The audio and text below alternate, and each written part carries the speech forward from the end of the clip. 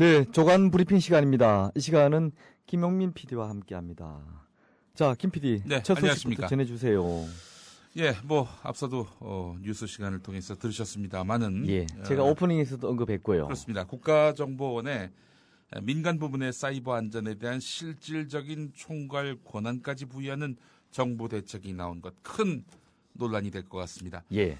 자, 직접적인 얘기는 3월 20일에 있었던 사이버 테러, 또 최근에 있었던 사이버 공격, 이렇게 이제 그 증가하고 있는 사이버 위협에 체계적으로 대응하기 위한 국가 사이버 안보 종합 대책의 일환입니다. 예. 그동안 국정원, 한국인터넷진흥원, 국군 기무사령부 이렇게 흩어져 있던 사이버 위협 대응 체계를 일원화한다라는 그런 방침인데요.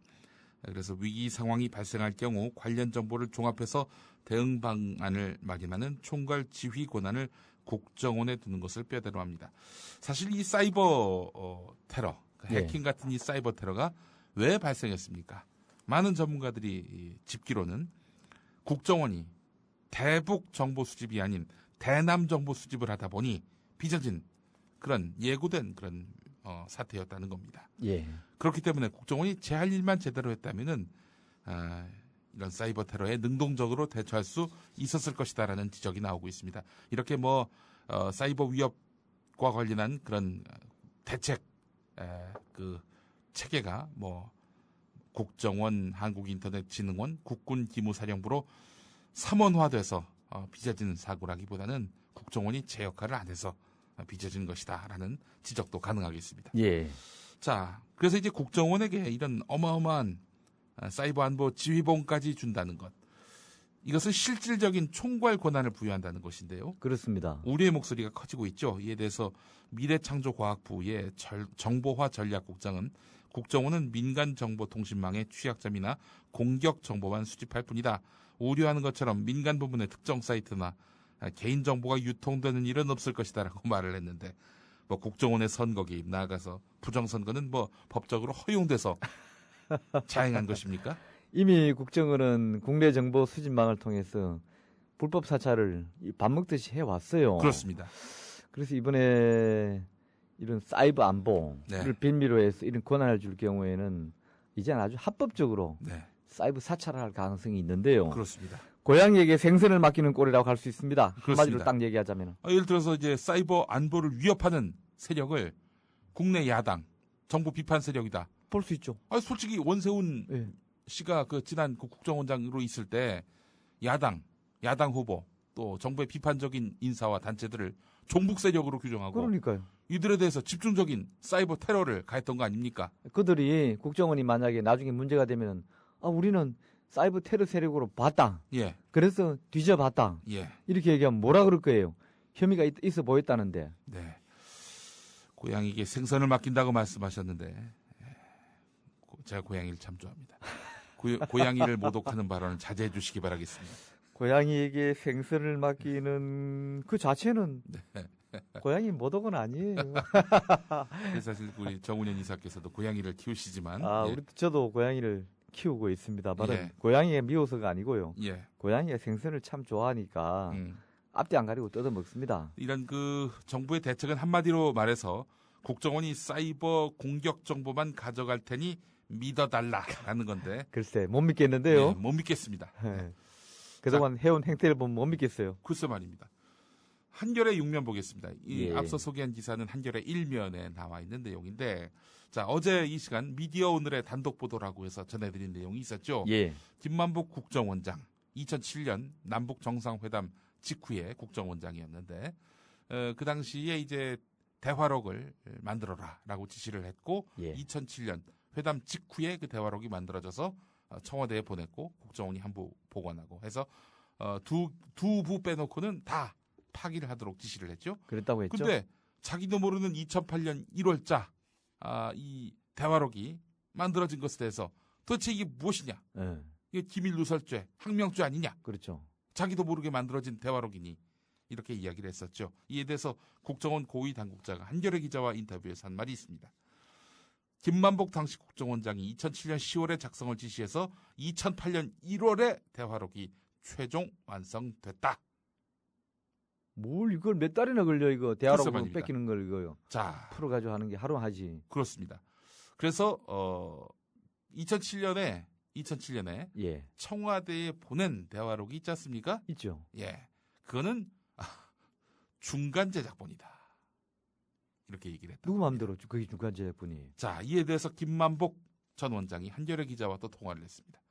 최종 완성되지 않은 중간 제작본을 청와대에 보냈다? 말이 안 된다. 말이 안 되죠, 그래. 말이 안 된다. 국정원의 이런 주장을 일축했습니다. 예. 자, 그러면서 정상회담 대화록을 작성한 것은 2007년 10월이다. 정상회담이 있었던 바로 그달이다. 최종 완성된 형태로 한 부를 청와대에 전달하고 나머지 한 부를 국정원에 보관했다. 이렇게 만들어진 두 부만 빼고 나머지 관련 자료는 전부 파기할 것을 지시했다. 나도 모르게 작성된 대화록이다. 2008년 1월에 생산된 것은 누군가 불순한 의도로 대화록을 만들어 불순하게 이용한 것으로 의심된다. 상식적으로 본다면 김만복 씨 얘기가 일리가 있어요. 예. 우선 청와대에 보내는 걸 중간본을 보낸다는 게 그게 말이 될 것이며 우선. 예. 그렇지 않습니까? 아니 못 만들었으면 지금 만드는 중입니다. 해야 될 거 아니에요. 차라리 그러면 그 맞지. 아니 정확하게 만든 걸 보내야지 중간본이라는 그게 말이 되냐고요. 청와대에서 보내라고 한 건데 예. 지시를 받아서 한 건데 국정원은 그렇지 않습니까? 예. 이 말은 의견이 다툴 때는 얘기를 끝까지 들어봐야 되겠지만은 예. 지금까지 상황으로 볼 때는 김만복 전 국정원장 말이 옳고요. 국정원의 해명이 옳지 않아 보입니다. 예. 상식적으로 본다면은. 자, 논란이 될 겁니다. 아마 이제 조작 시비가 나올 것이고요. 예. 이 정도로 끝날 사안이 아닙니다. 지금 만약에 조작된 것으로 드러났다. 이번에 공개된 6월에 공개된 국정원 대화록 이것이 이미 조작된 흔적이 있어요. 있죠. 발췌본을 보면은 노무현 대통령이 나라고 이야기했는데 저라고 김정일 앞에서 그렇게 얘기했다고. 참 이런 식의. 어쨌든 우리도 계속 살펴봅시다. 예. 예. 세계일보 일면도 주목됩니다. 국가정보원이 생산 관리한 기록물 이거 국가기록원에 가야 되는 거 아닙니까? 당연하죠. 김익한 국가기록연구원장도 그런 말을 했습니다. 국정원 기록물에 대한 일부 예외 규정은 있지만 국정원 기록물에 한해 이관 의무가 없다거나 생산 현황을 공개하지 않아도 된다는 규정은 없다. 없죠, 당연히. 네. 자, 그런데 안전행정부에 따르면 국정원은 비공개 기록물뿐 아니라 생산한 기록물 목록까지 국가기록원이 아닌 국정원에서 자체 관리하고 있는 것으로 드러났다는 겁니다. 진짜 법 위의 국정원이란 제목이 적절한 표현이군요. 그렇습니다. 이에 대해서 김익한 원장은 국가기록원이 국정원으로부터 이관받은 문서가 한 건도 없다면 국정원과 국가기록원 모두 명백한 법 위반이다. 이렇게 맞네요. 국정원은 줄 걸 안 줘서 위반. 네. 국가기록원은 받아야 될 걸 못 받아와서 위반. 네. 위반 맞네. 그렇습니다. 아니 청와대 생산 대통령 기록물도 예. 물론 별도의 대통령 기록관을 갖고는 있지만은 예. 그 별도에 있던 국가기록원 안에 있던 예. 청와대 생산된 자료를 다 공개하고 예. 이관했다는 점에서는 마찬가지잖아요. 네. 국정원 얘들이 뭔데? 그럼 저것들이 무슨 기관이길래 뭐 얼마나 중요한 걸 다룬다고 뭐 댓글 공작 이런 것 때문에 안 주는 거야? 뭐예요 도대체? 글쎄 말입니다. 진짜 법 위의 국정원. 이번에 국정원 제대로 손 봐야 됩니다. 그렇습니다. 아예 없애든지 안 그러면은. 예. 칼을 받아야 되는데 칼을 맞아야 되는데 이번에 칼을 받았습니다. 아마 이거 비판 국가사이버안보 지휘봉이라는 칼을 받았어요. 아니요. 이거 이렇게 되면은 지금 국정원을 누가 국정원에 힘을 실어주겠습니까? 청와대 빼고는 이거 이렇게 가기 어렵습니다. 그렇습니다. 힘 실어주는 곳이 바로 박근혜의 청와대입니다. 그뿐이에요. 지금 미래창조과학부 같은 데서도 이게 불만이지. 이걸 뭘 이쁘다고 청와대를 두둔해 주겠어요. 예. 국회에서 아마 막아낼 것입니다. 예. 막아내지 못하면 야당이 있을 이유가 없는 거죠. 이유가 없죠. 예. 문 닫고 나와요 그냥. 그렇습니다. 뭐 앉아 있습니다 거기. 자, 어제 두 군데에서 국정원의 부정선거에 대한 규탄의 시국선언이 나왔습니다. 그런데 너무나 주목됩니다. 역사학자 225명 그리고 사법연수원생 91명. 예. 상당한 분들이죠. 역사학자 정연태 최웅석 교수, 하일식 교수, 홍순민 교수 포함해서 225명이 참여연대에서 기자회견을 열고 국정원의 정치 공작과 선거 개입은 3.15 부정선거에 버금가는 범죄이며 군사 독재 시절에 중앙정보부 안기부가 공화당, 민정당과 함께 민주주의를 유린하던 상황을 방불케 한다. 국정원법 선거법을 어기며 정치 공작을 꾸미고 최고급 국가기밀을 왜곡 편집해 새누리당에 제공한 것은 용서할 수 없는 중대한 범죄 행위다. 이렇게 자신의 지성과 양심을 걸고 이야기를 했습니다. 예, 전국의 강사 이상 233명인데 짧아서 그렇지. 예. 시간이 좀 더 있었으면 뭐 500명도 넘는 예. 많은 분들이 참여했을 거라고 얘기를 전하던데요. 네. 2부에서 초대석 시간에는 이번 그 역사학자들의 이 경문, 네. 표현이 경문입니다. 경문입니까? 예, 경문을 그 만드는데 주도하신 그 한국역사연구회 예. 하일식 회장님, 연수대 사학과 교수입니다. 예. 그분을 초대석에 곧 모시게 되어 있습니다. 예. 자세한 얘기는 또 그때 듣도록 하겠습니다. 8시 때 만나겠습니다. 예. 자, 그리고 사법연수원생 43기 91명이 대검찰청에다가 국정원 사건과 관련해서 원세훈 씨와 김용판 전 서울지방경찰청장에 대한 합당한 처벌을 요구하는 성명을 전달했습니다. 이례적입니다. 네, 국정원이 자신들의 편향된 의견을 조직적으로 배포하는 것 자체가 자유민주적 기본질서의 근간을 흔드는 중대한 위법이다.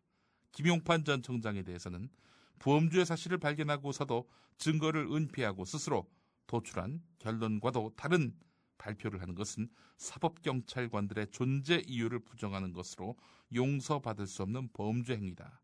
이렇게 이야기됐습니다. 예. 구구절절이 옳은 말이죠. 예. 예비 법조인들의 이런 의견은 뭐 꼭 사법부의 의견이라고 보기까지는 못하겠지만은 행정부에 대한 이런 견제 의미 예. 또는 어떤 그 자기 목소리 내기 이런 차원에서 저는 큰 의미가 있다고 생각합니다. 예. 상관의 위법 내지는 불법한 명령에 따른 범죄는 정당 행위에 해당하지 않는다는 것이 대법원의 판례다라면서 예. 사건에 연루된 국정원 직원들과 서울청 경찰들도 헌정문란 행위에 관해서 합당한 처벌을 받아야 한다. 이렇게 이야기를 했습니다. 자, 그런데 조선일보는 어떻게 제목을 뽑았는지 아십니까? 어떻게 뽑았습니까? 집단행동 논란. 아이고, 집단행동 논란. 잘났어요. 그래. 이 상황의 특수성, 이런 그 성명이 나올 수밖에 없는 상황의 특수성은 간과하고 예. 현상의 특수성만 보고 있는 거죠. 어떻게 사법연수생들이 이런 공동행동, 집단행동을 할 수 있는가? 반대로 오죽하면은 예. 이런 사람들까지 나서서 이러고 있을까? 그런 시각은 조선일보에는 단 한 명도 가지고 있지 않나 보죠. 예, 오염된 정파신문이라는 조선일보의 정체성이 아주 고스란히 드러내는 그런 제목이라 하겠습니다. 청취자 여러분, 상식적으로 판단해 보십시오. 그들이 무슨 뭐 제정신이 아니어서 할 일이 아니어서 이런 의견을 내겠습니까? 어떻게 생각하십니까? 네. 우리의 이런 시각이 마땅한 것입니까? 집단행동을 한다고 비판하는 조선일보의 시각이 마땅한 것입니까? 네. 어제도 15일째 촛불 집회가 열렸습니다. 예. 장맛비가 쏟아지는 가운데 시민과 대학생 50여 명이 촛불을 들었는데 정말 경의를 표합니다. 자, 이런 대학생들이 있는가 하면 대학생에게 2013년 일하고 싶은 기업을 조사했더니 1위에는 여지없이 삼성전자가 꼽혔습니다. 득표율 8.4%. 물론 뭐 삼성전자 다닌다는 것이 잘못됐거나 혹은 뭐 문제가 있다거나 이런 얘기는 아닙니다. 많은 이걸 일면으로 다룬 동아일보의 그 제목을 한번 보십시오. 예전에는 연봉, 지금은 자부심. 이런 이야기를 하고 싶습니다. 삼성전자 사측에다가 하고 싶은 이야기인데 이들이 자부심을 갖게끔 그 양심적인 기업 활동을 하고 있는지, 백혈병으로 인해서 이렇게 비탄에 죽어간 노동자들에게 도리를 다하고 있는지를 묻고 싶은 마음입니다. 그런데 이 동아일보 기사 보면요. 예. 예전에는 연봉인데 지금은 자부심이라고 하는데 삼성전자 다니는 것이 뭐 그렇게 자부심이 있을까요? 이건 시각 차이를 전제로 합니다. 제 발언은. 자부심을 가져도 된다라는 메시지겠죠. 저는 그렇게 봅니다. 삼성전자 다니는 게 월급 많이 주는 거 이외에 뭐 솔직히 까놓고 얘기하면은 뭐 얼마나 회사가 자부심이 있길래. 그럼 뭐 자부심 갖는 분들도 많이 참네. 계시죠. 예. 그래요. 뭐 가질 사람 가지세요만은 내가 보기에는 아직 뭐 그 회사가 사회적으로 제대로 된 도덕적인 의무를 다합니까? 뭐 월급 많이 주고 복지 좋은 거 위에 뭐 있어요. 근데 그게 무슨 자부심이야 그게. 돈만 많이 주면 어디 가서 뭐 개 같은 짓도 다 합니까? 그게 자부심이에요? 자부심은 그런 데 쓰는 말이 아니에요. 떳떳하고 주변과 같이 함께 살아갈 수 있는 그런 역량과 아량을 가진 그런 단체나 기업 그런 데 몸을 담아야 자부심이 있는 것이지. 자기 하나만 기업 가서 뭐 월급 많이 받고 복지 좋다고 해서 자부심이라 그러면 그건 좀 문제가 있죠. 예. 현대자동차에 관련해서는 만족스러운 급여 뭐 이거는 인정하는 바입니다. 그런데 투명하고 공평한 보상제도 이런 부분이 있는데 정규직에만 해당하는 거겠죠. 예. 정규직에만 해당되는 그런 얘기가 될 겁니다. 자, 순위를 보면 1위가 삼성전자, 2위가 아모레퍼시픽, 3위가 대한항공, 4위가 NHN, 그리고 5위가 한국전력공사, CJ제일제당, 7위가 넥슨과 현대자동차, 9위가 기아자동차, 10위가 아시아나항공과 KB국민은행 이렇게 나왔습니다. 동아일보 기자들에게도 묻고 싶습니다. 왜 거기 다니십니까? 자부심 때문입니까? 돈 때문입니까? 아니면 갈 데가 없어서 거기에 가신 겁니까? 저는 이렇게 동아일보 기자들에게 묻고 싶은 바입니다. 계속해서 경향신문 이면 기사를 보겠습니다. 예. 개성공단 피해 수혜 석 달인데 일단 뭐 사태 해결의 어떤 실마리가 마련이 됐습니다. 예. 그런데 지난 석 달 동안의 이 상은 한번 짚어보지 않을 수가 없습니다. 개성공단 정상화 촉구 비상대책위원회 자료를 보면은 공단 폐쇄에 따른 입주 기업체들의 직접 피해 규모는 지난달 기준으로 1조 원을 넘었습니다. 와. 1조 원. 공단 폐쇄로 인한 피해 신고 금액이 1조 566억 원이라는 얘기입니다. 기업들이 증명할 수 있는 투자 자산이나 원자재, 부자재, 완제품 같은 재고 자산, 거래처 클레임 비용 등을 집계한 피해액만 합산해도 이 정도입니다. 매출 차질과 거래선 단절에 따른 장래 영업 손실을 고려하면은 피해 규모는 이보다 훨씬 크다 이런 얘기입니다. 그러니까 남북 간에요. 평화가 유지되고 좋은 분위기가 조성되어 있는 것이 돈으로 환산하면 얼마인지 여러분 짐작하시죠? 예. 개성공단 폐쇄 석 달 만에 직접 피해가 1조라는데요. 네. 자, 우리 뭐 지난 참여정부, 국민의 정부 때 그런 평화 비용을 지출한 거 가지고 퍼주기. 네. 그래요. 퍼주기라 말하는 사람 그렇게 말하세요. 퍼줘가지고 평화가 조성되고 개성공단이 잘 팽팽 돌아가고 하면은 그 이익이 이런 이익으로 나오는데 그래 저렇게 문 닫아두니까 어때요? 이 1조가 어디 뭐 남은 나라 얘기입니까? 결국 우리나라 기업인들의 피해 얘기입니다. 물론 왜 그렇게 생각을 못하는지 모르겠어요. 물론 북측도 이런 사태를 조장한 직접적 책임에서 뭐 북의 책임이 없다는 얘기를 제가 하고자 한 얘기가 아니라 경위야 어쨌건 우리 기업인들이 벌써 직접적으로 1조 피해를 입었다 그러면 우리의 피해나 마찬가지라는 거죠. 그렇습니다. 거기에는 북이 책임이 있듯이 남도 책임이 있다는 뜻입니다. 제 얘기는. 무엇보다도 우리 정부의 소극적 지원 대책과 남북 정부의 소모적 기싸움은 남북 경협은 물론이고 정부에 대한 믿음까지 뿌리채 흔드는 배경이 됐다는 경향신문의 지적도 주목됩니다. 입주업체들은 정부가 발표한 보상 지원책은 피부에 와닿는 것이 없고 실제로 지원된 금액이 직접 피해액이 1조라고 말씀드렸죠. 그런데 정부가 지원한 금액이 699억인데 700억 잡고 이름만 지원일 뿐 사실상 대출이다. 이러면서 불만을 표시했습니다. 사실상 대출이죠. 그냥 주는 게 어디 있어요. 정부에서 주는 게. 글쎄 말입니다. 어디 뭐 공적 자금 투자해서 다 쓰러져가는 공기업이나 할 때는 뭐 국민 혈세 팍팍 수천억씩 쏟아부으면서 이 사람들 돈 주는 거 이거 뭐 10년 원리 상환 뭐 장기 분할 그런 거니까 그냥 주는 거 아니에요. 결국 다 갚아야 돼요. 자, 동아일보 이면 기사를 보겠습니다.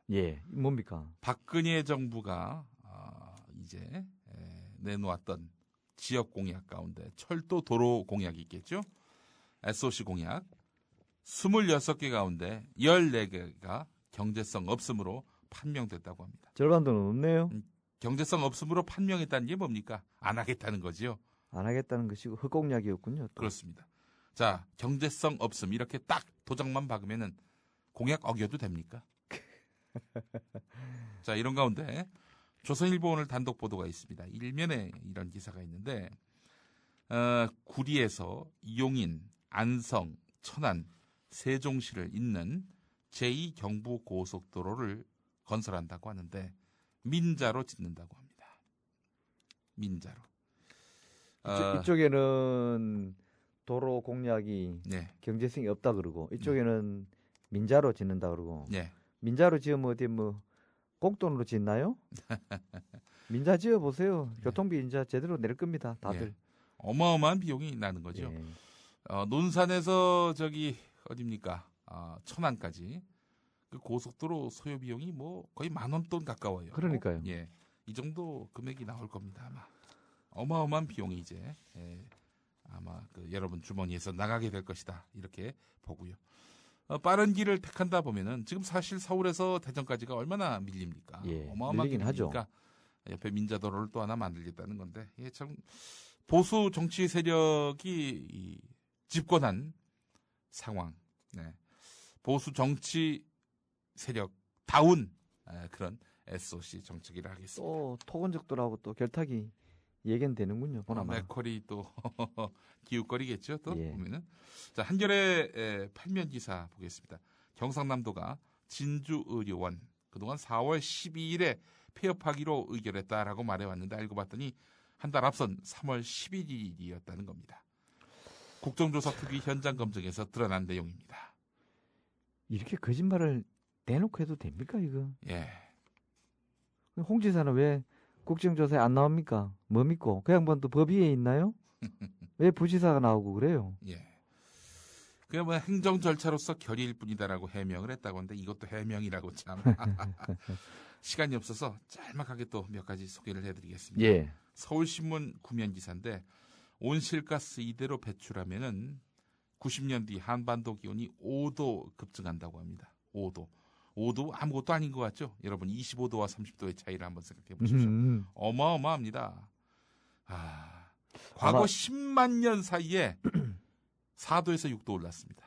5도 오르면 아마 우리 생태계가 확 변할걸요. 해수면이 높아져서 예. 여의도 32배가 침수가 되고요. 예.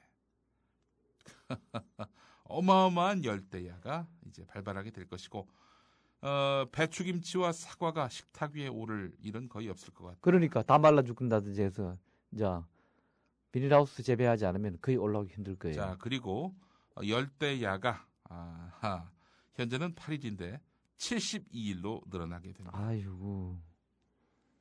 사람이 못 살죠.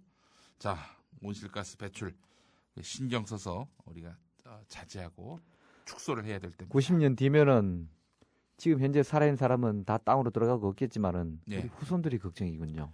아들, 딸이 참 예. 걱정이네요. 그러니까 우리가 후세들을 생각한다면은 온실가스 배출 자제해야 됩니다. 네, 그렇습니다. 요지는 그겁니다. 우리는 뭐 그때 그 이전에 다 죽으니까 따지고 보면 문제 없어요. 예, 아들, 딸이 문제입니다. 네. 자, 조선일보 신명 기사인데 돈 주면 때리네를 때려줍니다. 이런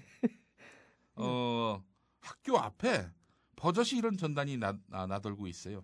학교 폭력 해결사가 등장했다고 하는 건데 예. 무서운 삼촌이 대기하고 있다. 이런 얘기입니다. 심부름 업체 10곳 가운데 9곳. 예. 요즘에는 불륜 다음으로 의뢰가 많은 게 바로 학교 폭력 뒷조사 이런 거 다 대책. 예. 참 돈이면 안 해결사. 되는 게 없고 예, 그런 문제도 있지만 또 한편으로는 참 학교 폭력 끊이지 않는 것도 문제군요. 그렇습니다. 그죠? 비용이 15만 원에서 2,500만 원까지 천차만별이라고 하는데 그 강남 학부모들에게는 이 공공연한 비밀이라고 합니다. 자, 예. 그렇다면 이런 학교 폭력 구조적인 해결책을 찾아야지. 그렇죠. 건건이 해결한다고 되겠습니까 그럼 이게? 돈 있는 사람은 이렇게 해결이라도 하겠지만 예. 때려서라도 예, 돈 없는 사람은 또 어떻게 해요? 그렇습니다. 매일 맡겨 다녀야 되는 얘기인가? 그래서 사실은 혁신학교가 구성됐던 거 아닙니까? 혁신학교란 게 뭡니까? 학생들로 하여금 이 학업에 대한 지나친 스트레스를 줄여주고 예.